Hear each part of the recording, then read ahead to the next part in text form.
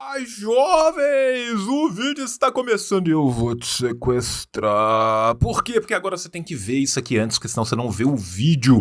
E lembra que isso aqui é um canal de YouTube, gente, então mete o sininho, comenta, compartilha no Twitter, compartilha no Instagram e já segue. Segue o nosso canal de cortes também, que o dia que você quiser ver um vídeo curto, você vê o canal de cortes, o dia que você quiser ver um vídeo longo, você vê aqui, e todo dia você vê os dois, e tatua um QR Code também de ambos, que facilita muito. Tatua na testa, que fica mais bonito. Do outro lado da testa, você põe um berro e escreve realidade. Tá certo? Esse aqui é um trisal, jovens. Trisal poligâmico louco do comunismo brasileiro. Eu, João Carvalho, várias redes aparece, tudo igual, a gente faz branding. E também quem? Rafael Correia, o melhor editor do Brasil e a maior artista gráfica do Brasil, Dona Nuri. João, me libera, João, eu quero ver o vídeo, João, você fala demais. Não, doe pro tio. Este canal precisa de você. O tio está sorteando 120 livros por mês, 1.440 livros por ano. Eu gasto 60 mil reais no ano para fazer isso acontecer e eu tenho você, eu, Deus e a roda da frente. Então manda o Pix aqui. Pix, assim disse o João, @gmail.com. A partir de R$ 5 você concorre. E não é só desse jeito, você também pode entrar como membro no nosso clube. Tem Apoia-se, tem Padrinho, tem o Caralho 4. Ah, João, eu moro na Cochichina, em 1342. Então manda o PayPal. Tem PayPal também no mesmo e-mail do Pix. Agora é isso. Agora você pode ver o vídeo. Tio te ama. Beijo. Tchau! Falha e falhará. Falha, falha e falhará. Falha, falha e falhará. Olá, jovens! Sejam muito bem-vindos, sejam muito bem-vindes, sejam muito bem-vindas e sejam sempre bem-viadas, porque estamos no Brasil. Eu tô com medo de apertar o Stream Deck, porque da última vez que eu apertei o Stream Deck deu pau no áudio e essa é a segunda gravação. Um segredo entre eu, as 1000 pessoas que estão na live, todo mundo que é membro do canal e vocês todos que estão ouvindo depois. Então talvez não seja um segredo. Tá? Hoje o tio tá aqui para falar de um assunto que é brutalmente importante, tá?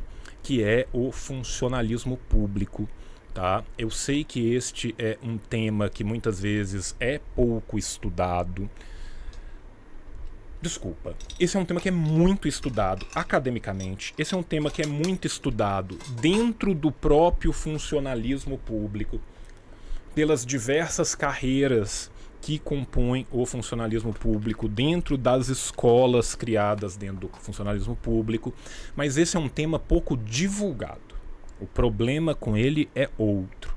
O problema com ele é que às vezes a gente não tem muito conhecimento a respeito, às vezes a gente não tem muita divulgação a respeito, e apesar disso, quando a gente tem, ainda são divulgações bem complicadinhas, né? Muitas vezes é um rolê, tá? Que em vez de ajudar, acaba atrapalhando, tá? Olha só, por que eu decidi falar agora, nesse momento, do funcionalismo público? E concordo demais com o Felipe, né? Esse é um tema que é muito espantalho, né? Eu estou decidindo falar agora do funcionalismo público porque a maior categoria do funcionalismo público federal do Brasil, os TAIs, né, os técnicos administrativos educacionais, que é uma categoria que perfaz mais de 220 mil pessoas, né, está em greve, e o que a gente vê é uma cobertura nula por parte da grande mídia e muitas vezes uma cobertura muito falha por parte do nosso campo. Aí pensando num campo mais expandido, pensando no campo progressista, pensando no campo democrático como um todo e também da esquerda radical, né?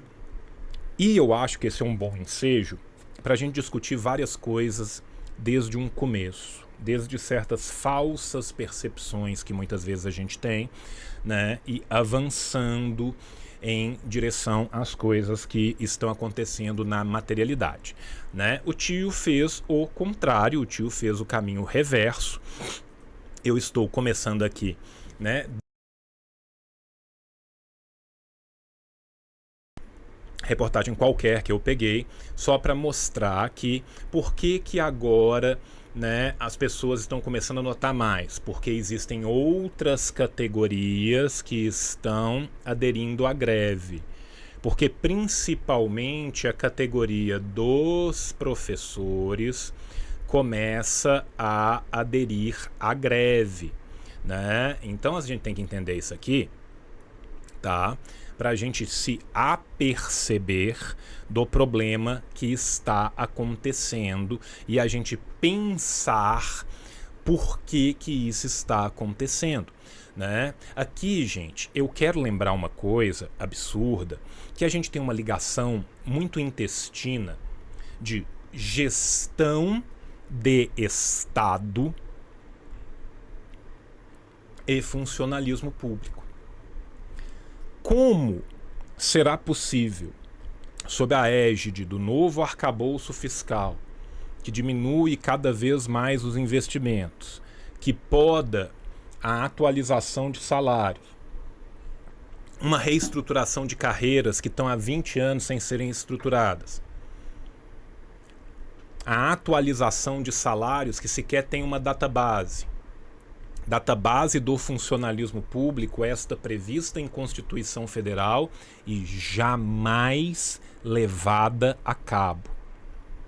Nós estamos falando de um governo dito progressista, de um governo dito de centro-esquerda, que ano passado tentou fazer uma recomposição, só que a recomposição sequer mitiga a inflação dos últimos 4 anos, 4 anos de Jair Messias Bolsonaro passados sem nenhum tipo de aumento, com perda brutal do salário real, com aposentação de boa parte da força de trabalho, com estruturas de recebimento que prejudicam os aposentados.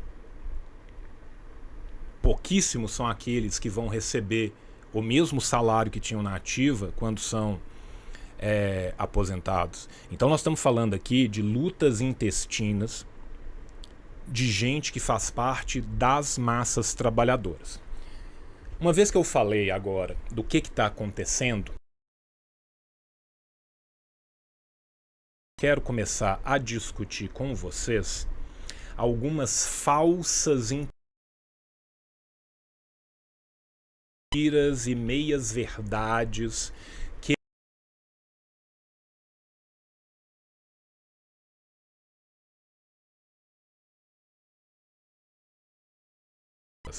né, é a falsa ideia, né, de que a máquina pública brasileira é uma máquina pública inchada.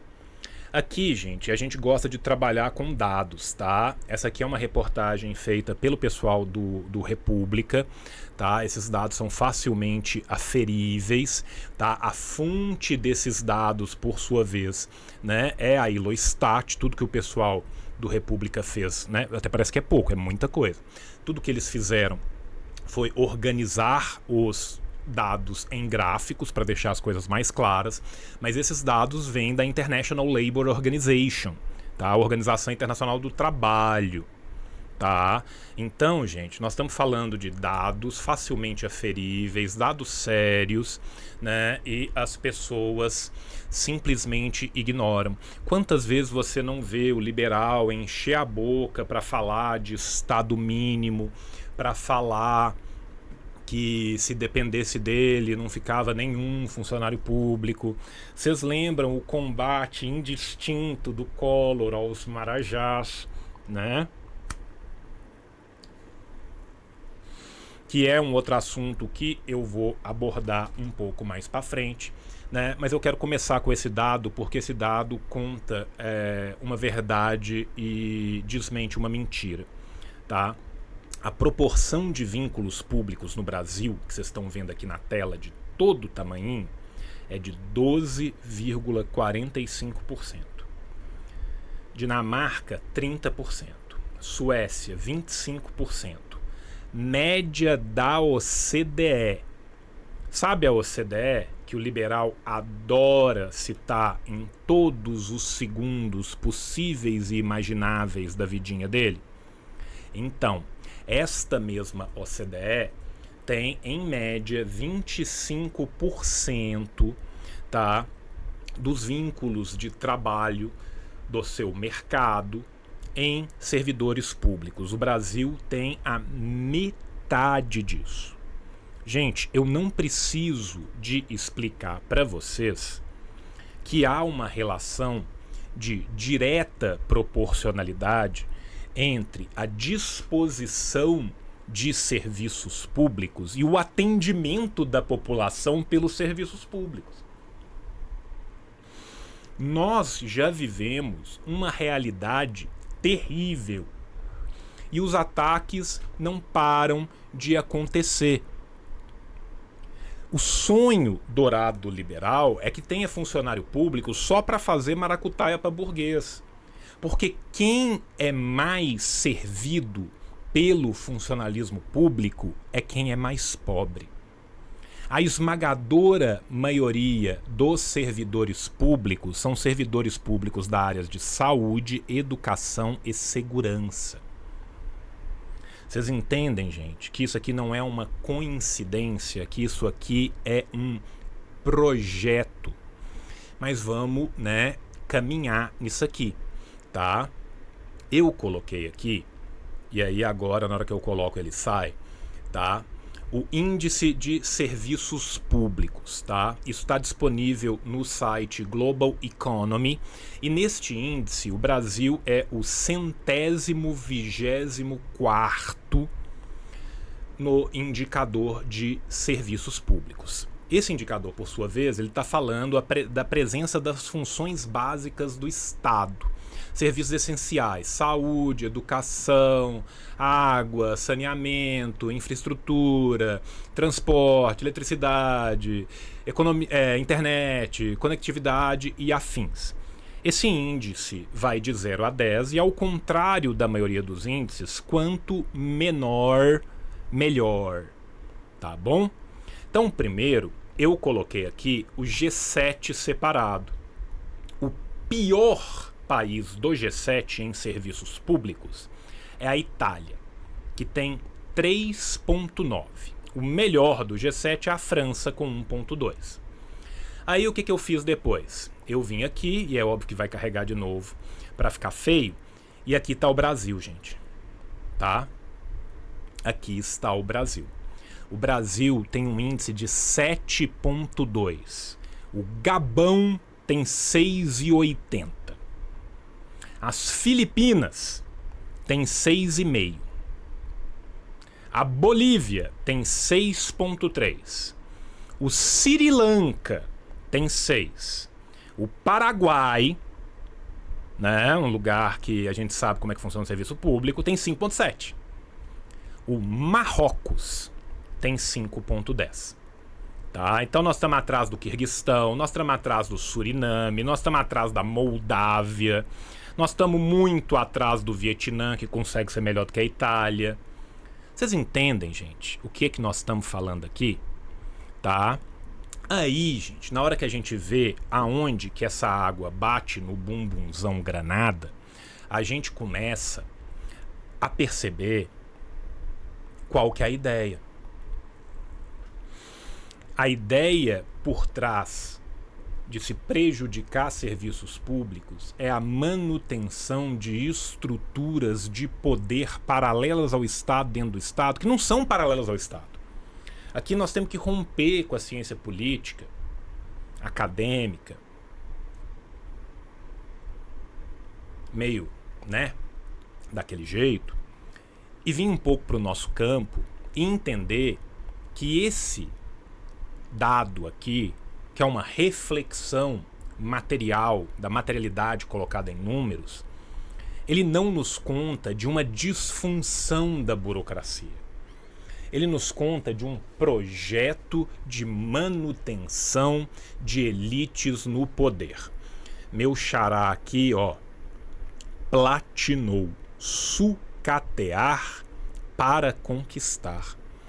Gente, a gente precisa se erigir contra isso. Para a gente poder se levantar, para a gente poder se organizar, é importante a gente saber. Neste sentido, eu continuo com o meu roteirinho aqui, que eu fiz com muito carinho e muito amor para vocês, a partir do roteiro de um grande camarada que me ajudou muito com isso, tá? E eu vou pro próximo fato. O que o pessoal costuma falar? Eles costumam falar, tá, que o problema não é esse. O problema, em última instância, é que a gente gasta demais com o serviço público, tá? Aqui, gente, eu quero colocar alguns dados sobre débito governamental em relação ao PIB. Eu só vou inverter a ordem aqui, pra vocês terem ideia, tá? G7 de novo. Vocês estão conseguindo ver bem os dados? Eu acho que talvez eles tenham ficado um pouco pequenos. Eu vou tomar a liberdade de aumentá-los, tá? Este é uma relação entre o produto e o débito do governo, ou seja, o produto gerado naquele país e quanto que o país gastou, quanto que o país investiu. Vocês estão notando aqui, gente, que o único país do G7 inteiro que gastou menos, que recebeu menos do que investiu é a Alemanha. E que a Alemanha, por um acaso, recebe muito dinheiro dos países que ela preda na Europa. Que a Alemanha tem diversos títulos atrelados às dívidas de Grécia, Portugal, Espanha, Romênia. É o único. Ou seja, eles exortam a América do Sul, a América Latina, a África, a Ásia, ao Sul global, algo brutalmente diferente do que eles fazem. Aqui eu vou voltar atrás. Vocês estão vendo aqui a mesma situação na América do Sul. O único que gasta mais é o Suriname. Aí eu vou voltar lá atrás de novo. Vocês lembram que eu falei que o índice do Suriname é muito melhor do que o Brasil? Olha o índice do Suriname aqui, 4,7. O índice do Suriname está mais próximo do índice da Itália de serviços públicos do que o Brasil. É óbvio, gente, que o gasto e o investimento é diretamente proporcional à geração do índice das pessoas servidas por esse gasto e esse investimento. Tá? Na América do Sul, o único que gastava mais era o Suriname.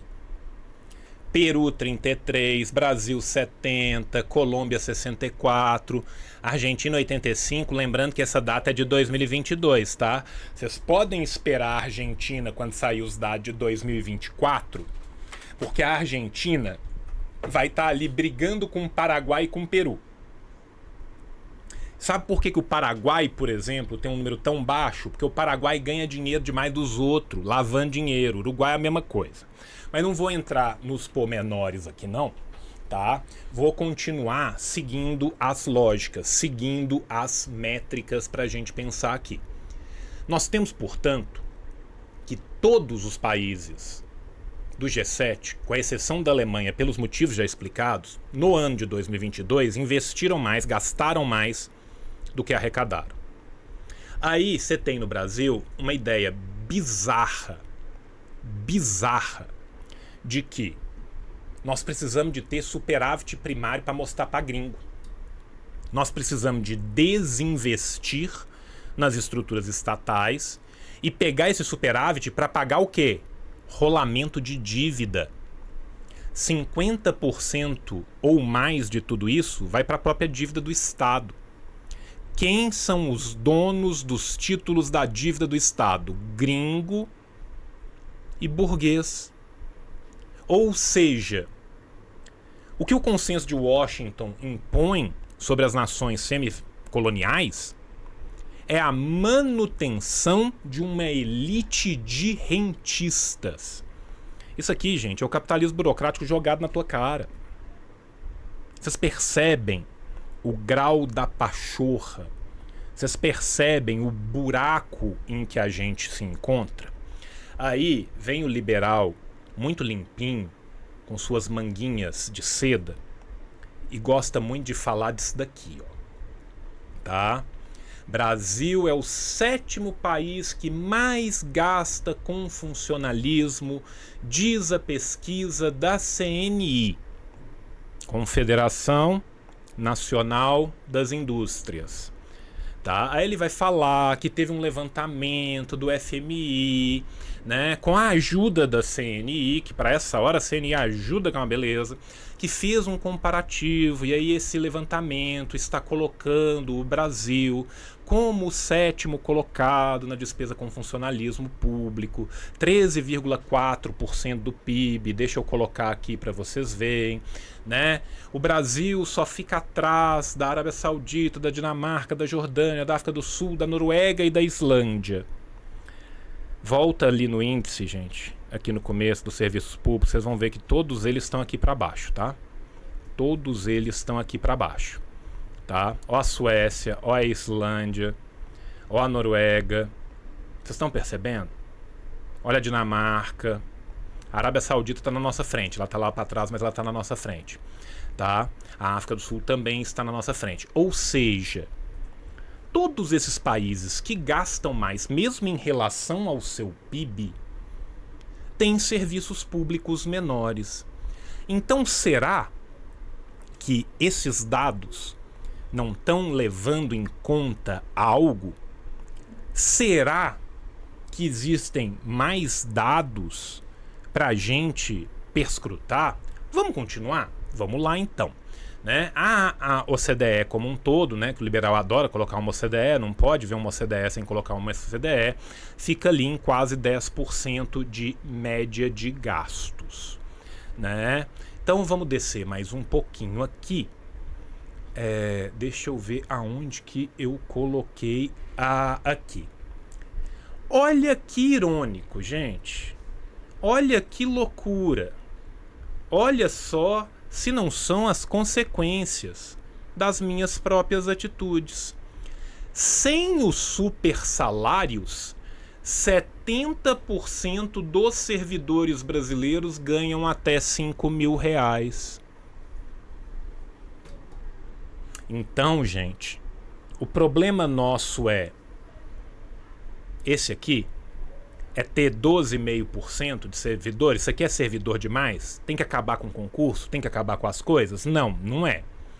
O problema nosso é o nosso investimento que nos coloca, né, atrás do Suriname. São os serviços prestados que nos colocam lá atrás? Não é.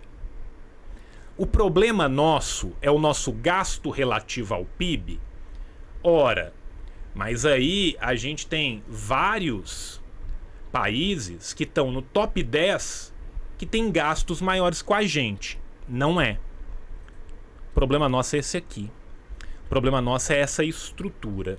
Aqui a Folha de São Paulo vai me pedir desculpa aí, Folha de São Paulo, estou sendo hackeado.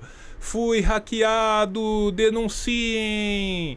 Fui hackeado por hackers. 70% dos servidores brasileiros ganham até 5.000. Gente, você sabe qual que é o conceito de super salário? É esse aqui, ó. A elite do funcionamento público é famosa pelos privilégios. São constantes os levantamentos para denunciar o grupo com super salários. Quem ganha acima do teto previsto de 41.650. 41.650 reais. 70% dos servidores públicos brasileiros não bate nisso aqui, não. Bate em 3.400 reais de média de salário. 70%. A esmagadora maioria deles localizados na educação, na saúde e na segurança pública. R$ 3.400. Para bater em R$ 5.000, a gente tinha que subir para 50%. Tá? Então, primeiro, vamos conversar disso aqui. Segundo, vamos lembrar o conceito de supersalário. Salários superiores a R$ 41.650 por mês. O DIEESE, isso vai variar, né, de lugar para lugar no Brasil, mas sequer, sequer chega com 5 mil para manter uma família de 4 pessoas. Em São Paulo você não mantém, no Rio você não mantém, em Porto Alegre você não mantém, em Brasília você não mantém. Gente, essa é a real. Agora vamos continuar falando disso aqui, porque eu quero trazer um outro dado dessa reportagem. Essa reportagem vai falar o quê? Essa reportagem vai falar que isso é muito ruim, que isso é muito triste, que o problema é o funcionalismo público, mas o problema nós sabemos que não é o funcionalismo público, tá? Vamos lá, vamos continuar nisso aqui, tá? Vamos lembrar aqui um outro dado que é muito importante e muito negligenciado, tá?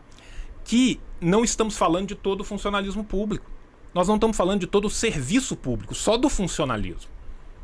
39% das pessoas que compõem o serviço público no Brasil são funcionários não estatutários.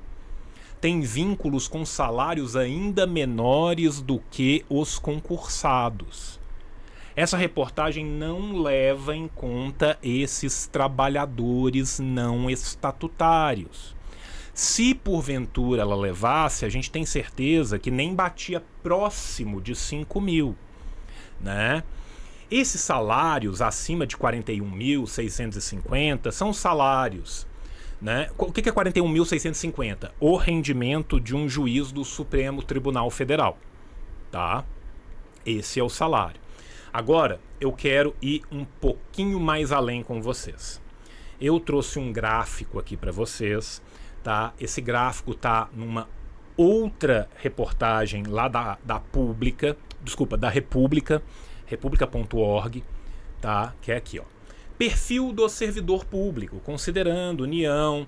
Deixa eu aumentar que ficou pequeno, né? Perfil do servidor público, considerando União, estados e municípios, bem como os poderes executivo, legislativo e judiciário, o Estado brasileiro reflete as desigualdades do país. É fato que os funcionários públicos ganham, em média, mais que os trabalhadores da iniciativa privada.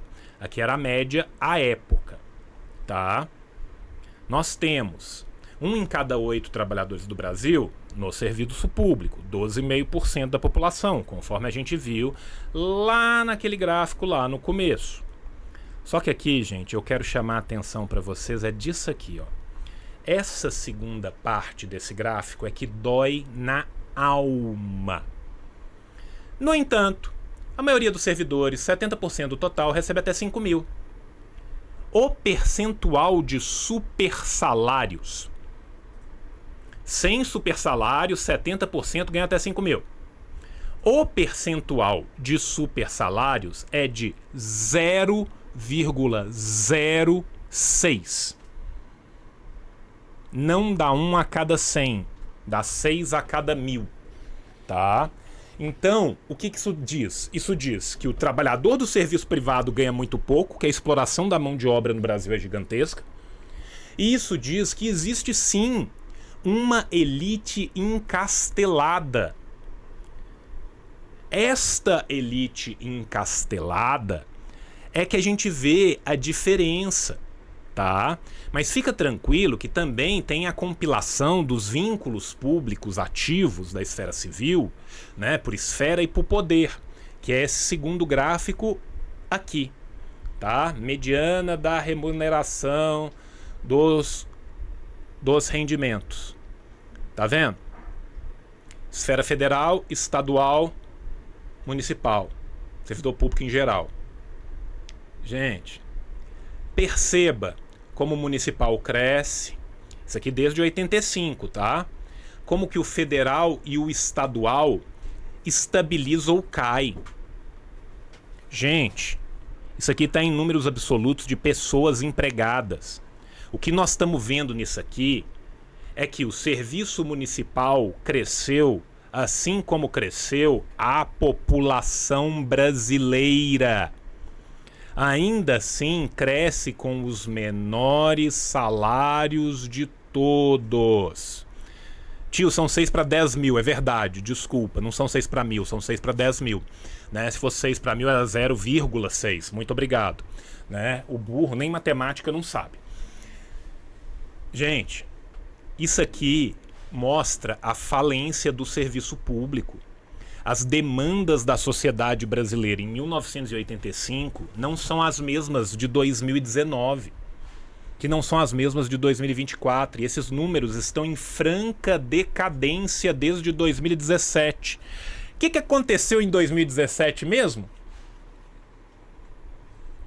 Alguém lembra alguma coisa que começa ali em 2016 e continua de 2017 em diante? Ainda não temos dados do governo de Jair Messias Bolsonaro. Então, vamos continuar aqui e vamos começar a pensar, tá? Vamos começar a raciocinar isso aqui. Nós temos um serviço público cada vez mais diminuto, sucateado, com as pessoas que trabalham de verdade fazendo da tripla coração. Nós temos uma elite encastelada no topo, com super salários. João, mas isso é uma realidade do serviço público federal. Isso não é assim no Brasil inteiro, isso não acontece desse jeito no Brasil inteiro. Eu, como mineiro, gosto muito do Espírito Santo. Tenho vários amigos lá, resolvi pegar o exemplo do Espírito Santo para trazer aqui para vocês. Beleza? Olha aqui que bonitinha essa reportagem, tá? Governo do Espírito Santo tem o menor gasto do país com salários de servidores. E aí o liberal acha lindo, o pessoal bate palma, e aí o cara, na hora que chega, na hora da eleição, ele fala: gente, eu enxuguei a máquina pública até não poder mais, olha como eu sou maravilhoso, olha minha alminha dourada. Qual que é a realidade aqui? A realidade aqui, né, é que a administração gastou só 42% da receita total. Mas o que a administração do Espírito Santo está fazendo? O governo do PSB, da mesma forma que o governo do PT está fazendo via Haddad, focando num superávit cada vez mais maluco. Vamos descer aqui de novo, né? Aqui a gente vê o percentual do Espírito Santo cá embaixo, que bonitinho, né? Agora, o que a matéria vai falar? Ela vai manter o argumento liberal de sempre, né? Vamos reduzir a máquina pública para que ele possa ser usado em investimento, né? O estado do Espírito Santo também é o estado com maior porcentagem de recursos destinados a investimentos, mas aonde? Para quem? Qual? Né? São obras muitas vezes de baixa complexidade. São obras que já estavam inseridas dentro do PAC. São obras de recurso federal. Tá. Gente, vocês percebem como que número às vezes mente, tá? Vamos continuar aqui, né? Aqui tá falando do destaque do Espírito Santo, né? Com custeio, com investimento, que lindo, que maravilhoso. O Public Post ficou maravilhoso, tá? Parabéns à galera do Public Post, né? Mas a gente tem que entender, gente, que melhorar a qualidade do serviço público parte do pressuposto de melhorar salário, condição, carreira dos servidores públicos, e que isso é diretamente ligado à qualidade do serviço público prestado. E quem mais precisa de serviço público é quem tem menos dinheiro. Quem mais precisa de uma boa escola, de uma boa saúde, de segurança pública funcionando minimamente, somos nós que somos fudidos. São aqueles que são ainda mais fudidos que a gente. Não dói, gente. Não dói pensar nisso. Aí o governo do Espírito Santo vem fazendo um alarde sem fim do maravilhoso superávit dele, tá? Fez o alarde do superávit. Ah, o superávit do governo do Espírito Santo, quer ver? Eu acho que tá... Não, esse aqui era o que eu tinha colocado, é aqui, ó. Tá? Dívida consolidada per capita, dívida sobre o PIB, tá vendo? Isso aqui é uma análise, gente, publicada pelo própria Secretaria da Fazenda do Espírito Santo de 2021, tá? Que mostra que o Espírito Santo tem a quarta menor dívida em relação ao PIB do Brasil inteiro. Olha que lindo, olha que maravilhoso, parabéns, governo do Espírito Santo. Mas sabe o que isso significa, gente? Isso significa precarização. Isso significa ausência de investimento. Isso significa que quando a gente volta lá para os dados do G7 em investimento público, você está vendo a diferença aqui? Investimento público é pressuposição para serviço público de qualidade. Não adianta, tá, eu ter um lindo número macroeconômico para deixar bonitão para todo mundo ver, se isso não é refletido nas condições materiais das pessoas, gente, tá? Vamos continuar então, nós estamos falando de serviço público precarizado, e serviço público precarizado pressupõe população negligenciada. Superávit em 2023 do Espírito Santo, 1,2 bilhão. Desculpa, em 2022, 1,2 bilhão. Em 2023, 560 milhões. Tá? E aí, o que significa? Muito pouco. Greve das PM há pouco tempo atrás. A gente sabe como é que funciona a saúde. Área da região metropolitana de Vitória, uma das mais violentas do Brasil inteiro. Entende, gente? A gente precisa de ter investimento. Sem investimento, não há como avançar. E se o Estado do Espírito Santo tem uma relação de dívida e PIB tão baixa, se o Estado do Espírito Santo tem uma relação de endividamento baixa, menos de 35% do PIB do Espírito Santo vai na dívida do Espírito Santo, tá? Sabe o que significa, gente? E o Espírito Santo paga só usa 42% da receita total com folha de pessoal. Isso significa que toda essa austeridade, toda essa austeridade está sendo feita contra o povo espírito-santense. Está sendo feita contra os servidores capixabas. Gente, não precisa ser um as da matemática para conseguir se aperceber disso. Então, o que a gente pode chegar e concluir no final?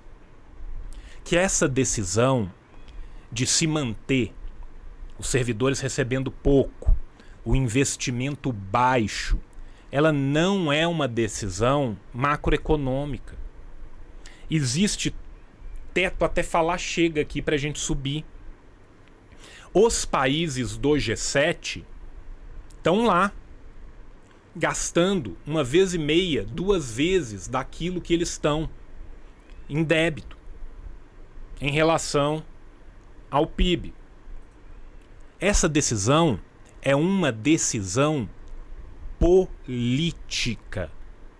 Política. Essa é uma decisão neoliberal, conciliatória, que emana do FMI, que emana do consenso de Washington. E essa é uma decisão que dia sim e dia também precariza de um lado 1/8 da população brasileira e prejudica do outro os outros 7/8 que vão ter os seus serviços prejudicados.